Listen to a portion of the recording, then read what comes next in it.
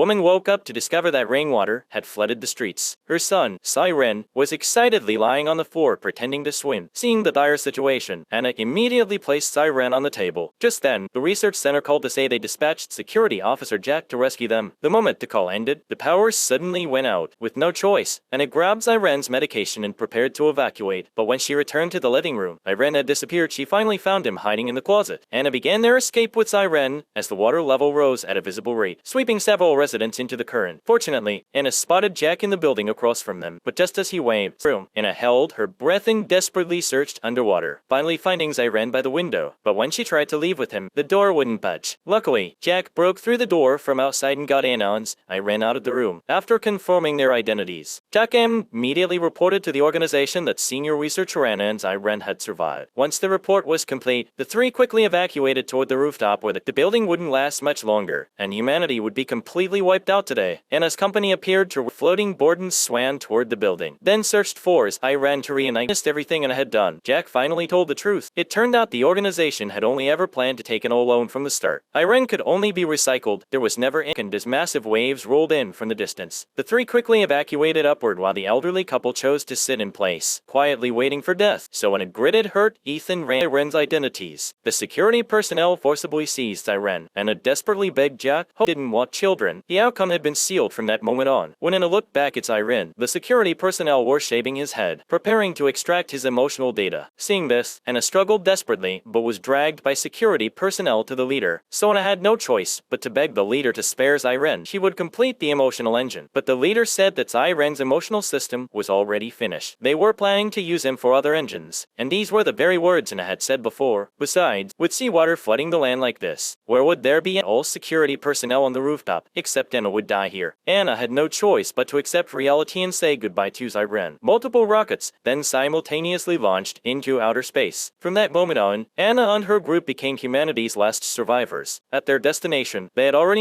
so Anna decided to set the experimental subject's target as mother. Under the scenario with a child disciplining them, would the emotional engine to really be complete? Anna transformed herself into the experimental subject. When she woke again, time had reset to that morning when the flood broke out. The number 491. Like the first time the flood came, Jack called Anna. But just then, Siren suddenly told her he'd had a dream last night and asked Anna to look at the picture he'd sent to her phone. Anna didn't take it seriously, so Siren hid in the closet. Anna warned Siren to stay close to her, but when she opened the door, the passage was packed with people. Siren then told him to climb up, but was hit head minus on by an out minus of minus control car. By the time the loop repeated again, it was already the 993rd time. Anna heard a pregnant woman's agonizing groans, followed by a newborn's arrival. She walked over, covered the baby with a blanket, took off her jacket, and draped it over the woman's shoulders. Then she turned and continued searching for Siren, watching the happy family of three before her. Anna suddenly remembered what Siren had said. She opened her phone, and when she clicked on the album, she discovered that what Siren had drawn was actually the scene from their first separation on the rooftop. In that moment, Anna finally understood in every loop. Siren's memory had never been erased. He drew the same picture again and again just to tell Anna that he remembered everything. Just as Anna realized all this, she found Siren in a cabinet on the rooftop, locked the security personnel to buy him time in the final moment before the engine. And with that, the film came to a complete end.